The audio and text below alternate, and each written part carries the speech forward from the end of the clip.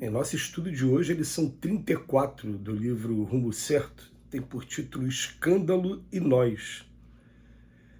Acalmar-nos a fim de trabalhar e servir com segurança será sempre o processo mais eficiente para liberar-nos da influência de escândalos, quaisquer que eles sejam.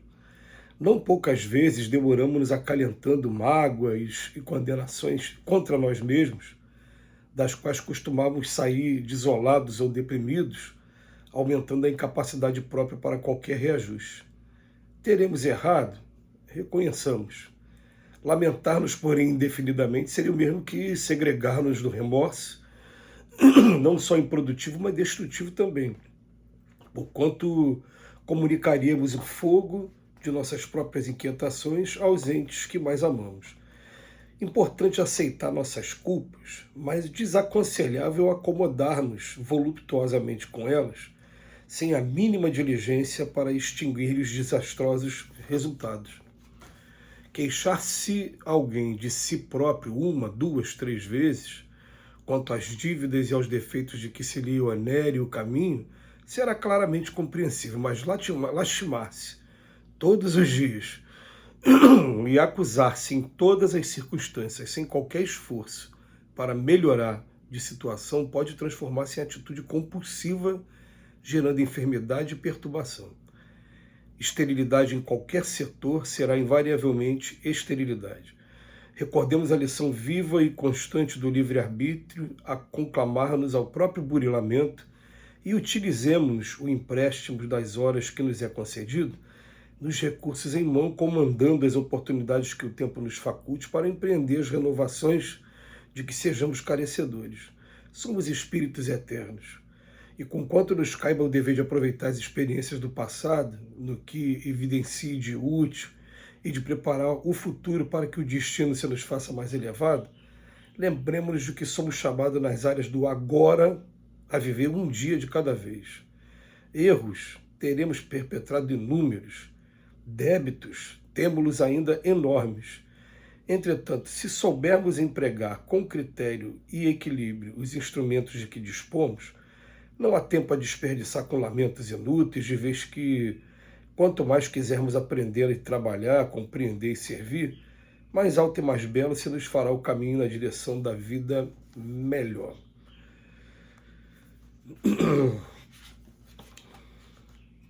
É sempre bom a gente ter esses incentivos como esse da lição de hoje, porque a gente para olhar para a gente num processo de reforma íntima e fatalmente a gente descobre muitos erros e algumas vezes a gente desanima com esses erros.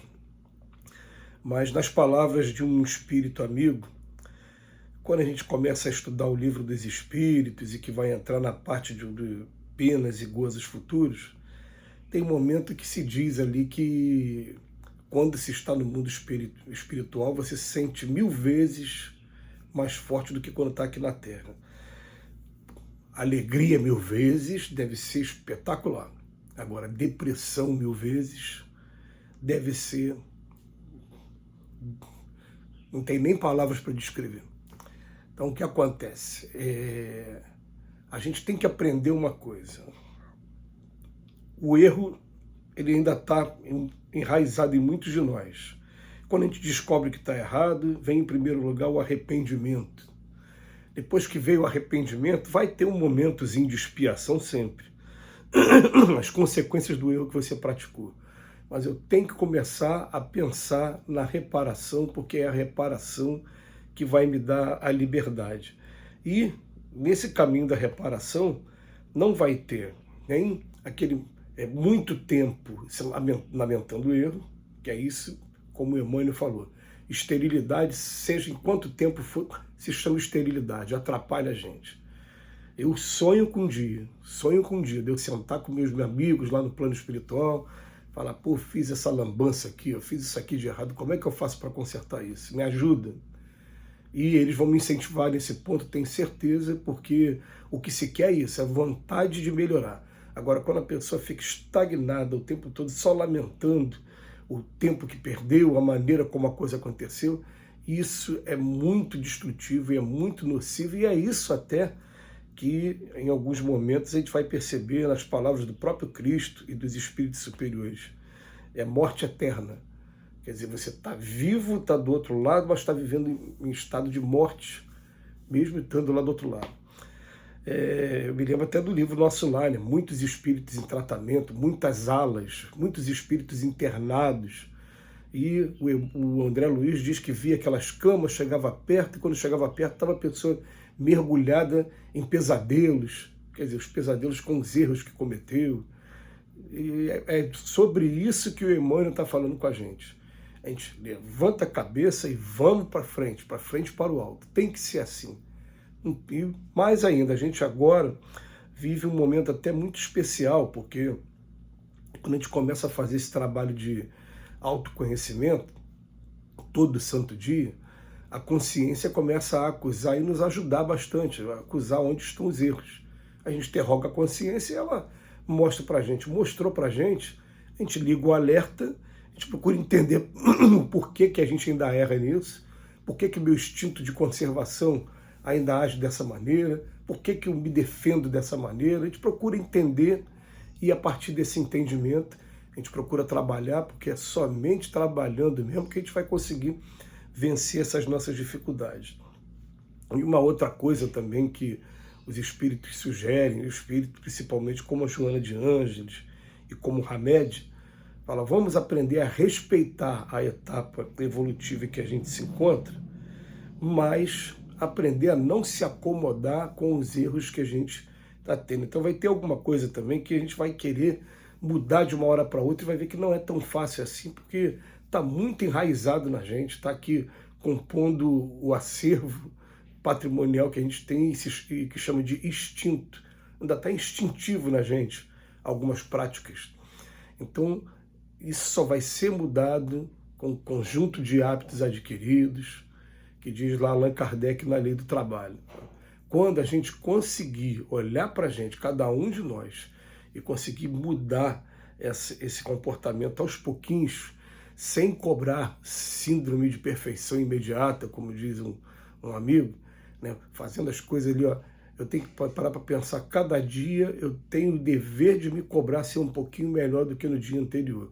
Mesmo que não seja perfeição ainda, mesmo que a perfeição esteja muito distante, mas estamos a caminho. E a gente para de se lamentar. E aí a gente vai ter alguns exercícios sim, que a gente tem que ter ousadia para isso. Nem sempre vai dar certo, mas vai lá, pede desculpa, a pessoa não vai aceitar o seu pedido de desculpa. Pode acontecer isso, a pessoa não aceitar o seu pedido de desculpa. Não aceitou, você continua trabalhando, continua fazendo a sua parte, até que vai chegar uma hora que vai ter oportunidade dessa animosidade acabar. Mas pelo menos você ter tomado a iniciativa de pedir desculpa e também a iniciativa de trabalhar esse sentimento dentro de você, já foi um grande passo, um passo significativo que faz uma diferença enorme.